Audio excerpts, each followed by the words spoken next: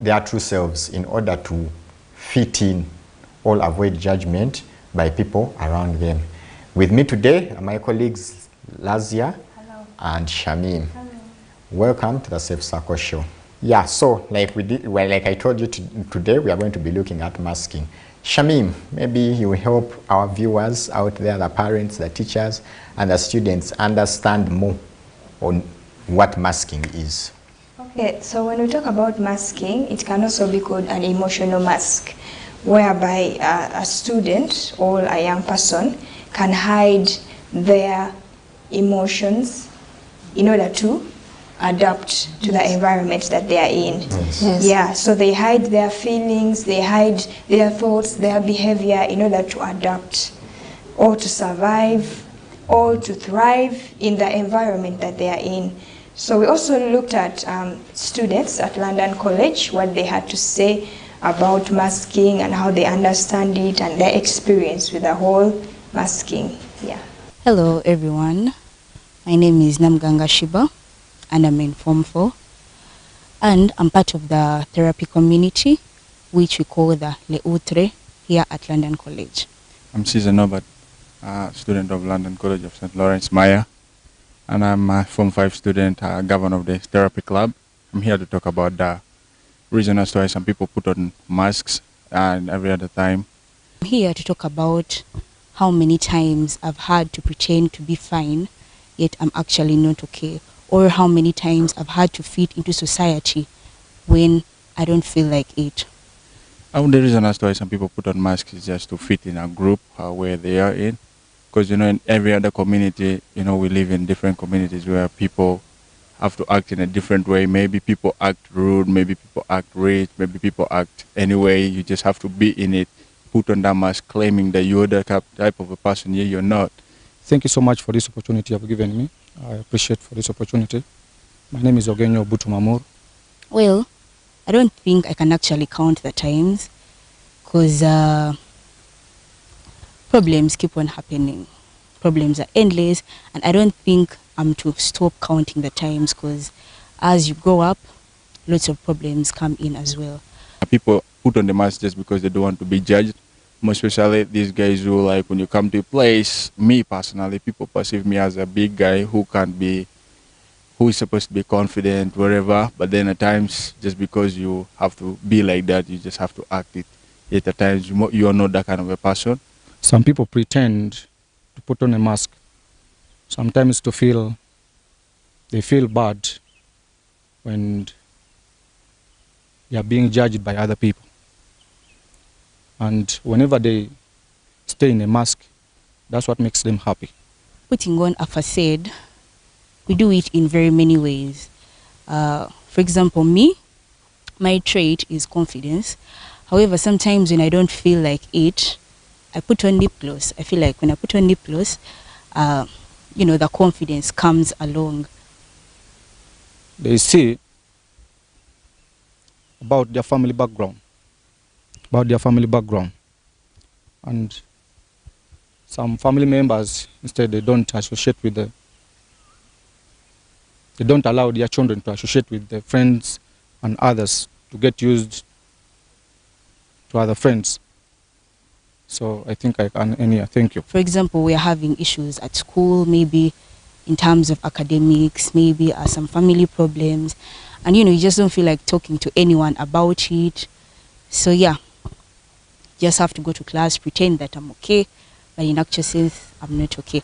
So the times I've had to do this are countless because problems keep on.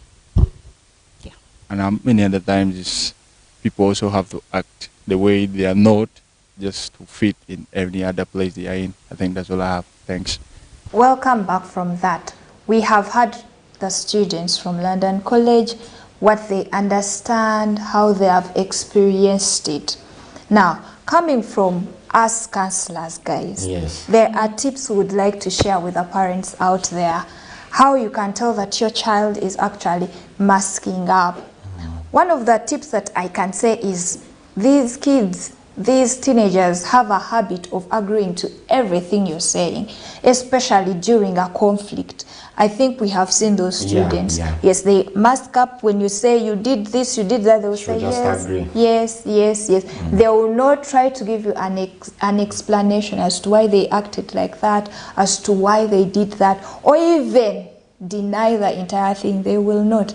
They will just simply keep quiet. Yes. We have seen these kinds. Yes. And sometimes they can also say they are fine, but they are not. Yeah, it's very common. Them, are you okay? They'll say, I'm fine. Just to, to get along, to continue with life. But the actual sense they are not okay. They need help. Then there are also others. I don't know whether some of you have, I'm sure you've noticed this. They'll copy a persona of somebody or somebody's character, and they disguise themselves in that character and behave, act and talk like this person. So those are some of the things that you'll be able to, that would help you understand more about that my child is actually masking, they're hiding their true selves. Yes. The character can come from something they saw on TV or something they saw on social media or those around them. They will act, they will copycat what this person is like. So we were able to talk to a teacher at Green Hill Academy, Madam Joyce. She has also a take when it comes to masking. Take a look. My name is Joy Mutes Baleke. I am married to Mr. Baleke. That is why I possess that name. I am a mother of 4, 1 girl and 3 boys. I am a teacher by profession, a secondary teacher, and I am stationed at Green Hill Academy. I am a Seventh-day Adventist. We talked about children pretending to be different from the way we see them at home and even at school. This comes as a result of different personality traits. We have seen that sometimes it depends on the school setting. For example, in our school, one of the core values is that we are Christian-based. So when these learners come here at school, they try to fit in our school setting of Christian-based. So you find a child who has kind of say bad behavior because of coming into Green Hill, they try to adjust, they assimilate into the school setting. And sometimes they are not, sometimes we have those ones who come when they are good, not only in our school but even other schools. You find when a child has come in on a very good note, they are well disciplined, however they change. What brings about that change? It is because of the peer influence. Sometimes they are taken up by their colleagues, they are influenced to do certain things. So that is the masking up or pretending to be what they are not actually. Usually what we have seen with our learners is that sometimes they have a lot. They have a lot that they are moving with, that they are carrying right from home, even when they come to school. Not only in my school, but for me, I've taught in different schools where I have met different children coming from different kind of backgrounds. So you find that these children usually have a lot. And sometimes they fail to open up to someone. So they end up experiencing what we call emotional shutdown because of failure to open up, to get someone to share with, and having that, carrying the heavy burden with them. Yes, we have put a lot into place to assist, to help these learners to copy up. For example, here at school, we have quite a number of co-curricular activities. So you find that our learners are engaged in a variety of co-curricular activities. Look at the assemblies that we conduct every Monday. They are so much learner-centered, where these learners can express, they can talk, they dance, they can have quite a number of performances during their assembly. So by the end of the assembly, someone is at least having a kind of a joyful moment at the end of the day. We have the scripture union. Most of these learners are part of the scripture union. They have joined it. We have it as a club. So they go for fellowship, they have Bible reading, they have counseling sessions, and a lot. We also have we have shared our life experiences. More so when we meet them on one-on-one, you try to share with them what you also went through as an individual. You try to put on their shoes by sharing our life experiences. We have had counselors. We have the peer counselors. Every stream, we have 2, a girl and a boy. So we cater for all the gender levels. So these peer counselors attend to them. If they are defeated, we refer them to the school counselors. Now, if the school counselor is also overwhelmed, we invite in external counselors. So that is how we have assisted them. And there are instances when we also invite parents to come in. They also come in and we put the hands together to help one another.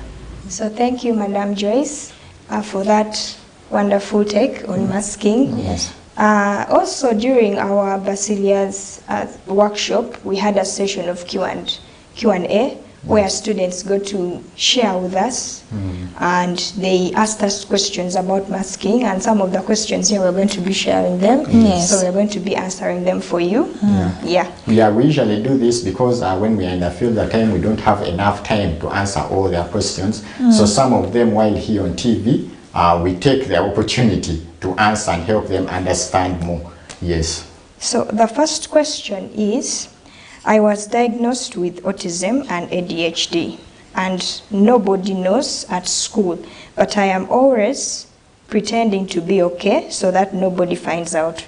What should I do? I think Lazia should answer this question. Yes. Yeah. To parents out there in the public that don't know what ADHD is, it's attention deficient hyperactive disorder. And autism is called autism spectrum. Now, nowadays it's very, very common for children, for teenagers to have both. And the way they react is different. Now, to the student who asked that question, we understand what you're going through, and we are very sorry about that. We know the worries you feel, the anxiety. Now, it's also very common for students that have mental disorders to mask up. Yes. In order to protect themselves from stigma. Yes, what we call neurodivergent. Yes. The ones with autism, ADHD, they tend to speak, they copy in order to mask or to hide their condition. They try to copy the people around them. You find them speaking in a certain way in order to mask. Yes, because we have neurotypical, who are us, the normal people with the normal functioning of the brain. Then we have the neurodivergent. Those are the ones with ADHD and autism, like the student asked. Yes. So those ones tend to also mask. Yes, they hide, they try to hide their condition in mimicking the people around them. And to mask themselves up. It's more like a protection shield for themselves and their feelings, because not everyone understands these things. It's only you who understands it. Now, my dear, what I want to ask is, do you go for counseling? Yes. Do you have a doctor that is helping you? Because you need to be on medication, and also you need to have a counselor that is helping you out, because this is a very, very manageable condition. Yes, you can manage it and you can go on with your life, which is like, we even applaud you for coming up and even speaking up. Yes, some people keep quiet and suffer in silence. Yes, Yes. they don't share. Yes. Okay, thank you. And another question is, Yes. My father abandoned us after saying some terrible things to me and my mom. And my mom expects me to suck it up and be a man. But what should I do? Because I'm really sad and angry, but I have to pretend to be okay. I think, Mehdi, I think you should answer this question. Yeah, most of the times, like we told you, masking people, the reason as to why teenagers mask most of the times it is to cope with the surrounding in order to adapt to whatever challenges that they may be going through. So for the parents, this message will go out to the parent. It is very important that you understand that teenagers themselves also have feelings. Yeah. They get hurt. And our actions as parents, they affect their mental state. You understand? So it is very important that you talk to, even the student, you talk to your parent. Talk to your parent. Put out, for us in Basilia or Safe Circle here, we encourage people to share their feelings. Yes. Because once you share your feelings, it helps even the other person to know what you're feeling. But they will not be able, because they are not gods, we are not gods, Yeah. They are not to know El Shaddai. that, oh, what I've done, I've had so and so. Oh, oh, this person is going through this. But if you talk to your parent, your mom, tell her what you're feeling, how your father's departure affected you. Okay, and this will help you. Yeah. She'll be able to understand what you're feeling. She'll be able to address it. Yeah. Okay, yes. I think that helps you. And you talk. Speak up, talk to your parents, tell them what is going on, tell them, they will understand. You might even be in shock when they actually come forward and then they're like, oh, this has been affecting you to such a level. Okay, let us try our level best to see how we can better that situation. Seek therapy or talk to a counselor. Yes. Okay, so the last question goes like this. I recently had sex with someone that has HIV and only found out after. I'm scared to death, but I have to pretend that I'm okay so that nobody finds out. Help me. Honestly, I understand what you're going through. It must be really hard to pretend to be okay. Yeah, so you're trying to put on a mask, you're trying to show that everything is okay, but it's not okay. First and foremost, what I can tell you is to go for a medical checkup. You need to go and be tested so that you can at least find out, right, where you stand. Yes, you shouldn't keep this to yourself. This is really serious. This is something that you shouldn't mask for. You need to go and look for help, to find someone who can actually help you, especially in a hospital. Yes, because actually, Shamim, why we are encouraging this person to go to the hospital is that you may be so scared right now, but going to the hospital will help you know whether it's true you have HIV or you don't. And should you have HIV, you'll be able to get the right help, the right counseling, the right medication so that you can live longer. It's not something that you need to hide. But the more you wait, the anxiety is going to build up and it's going to have an effect on your mental health. So make sure you talk to somebody, go to the medical facility, you can talk to your parent. They will understand. If you feel your parent may not be able to understand, talk to your teacher. Or ask a friend to accompany you to a health facility, have them check you twice before they can confirm whether you have it or not. You may find that you're actually scared for nothing. Okay? So, seek help, talk to somebody, and you'll be helped out. So, Mehdi, would you like to share with us, like, what are some of the effects, like what happens if someone prolongs masking? Yes, by the way, masking, it can take a toll on your mental health. Yes, because having to pretend to be somebody you're not for so long, it can be exhausting to the mind as well. Okay, so it can cause anxiety because now you have to go into acting. Whenever you go to school, you have now to put on a different persona and start acting in a different way. We have heard of students. There's a student we talked to who told us that, okay, she was disciplined or suspended from school for coupling. She was actually the one pursuing the boys. So when we spoke to her, she told us that there is a specific character in a movie that she copies because she feels this person is cool. You get? So by copying, trying to copy other people's character traits, you may copy drugs. Yes.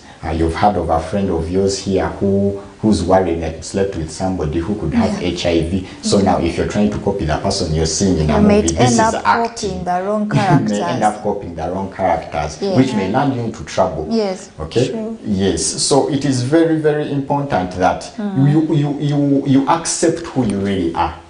Okay. The Bible tells us that we are all created in God's image. So it is very important that you're proud of who you are, accept who you are, okay, and the rest will also accept you. What is funny, you find that at times when you're who you really are, people will accept the genuine you. Yes. Also, another thing that I want to add on is that you may lose your identity, you may lose who you actually are in the process of acting like someone else, in the process of masking up, in the process of acting that you're okay yet you're not. It isn't good. You may develop depression because this is all an act, and the fear of not showing who you are and the frustration of not showing who you are can instead make you develop depression and other things. So guys, we encourage you to be who you are. Yes. Those who love you will accept you as you, and you may be in shock, like he said, when everyone loves who you actually are. If it's a disease, talk to someone and who what if you copy a persona that people don't actually like? Then what are you going to do? Adopt a new one? Yes. So it is very important in life that you accept who you are, be who you are. And for the parents, please pay attention to your children, encourage them, okay? Yes, encourage them. There's nothing wrong in a parent telling your child, you're beautiful, okay? Yeah. Yes, you're clever, you're very bright. There's nothing wrong with that. Encourage them on and help them accept their true identity. Yeah, have a conversation with them so that you can get to know them better and encourage them to show their good character, their good traits that they are hiding. Yeah, that will help them a lot, including the teachers. They should also be able to do that, right? Yes. Yes. Yeah, so that brings us to the end of our show. I've been Mehdi.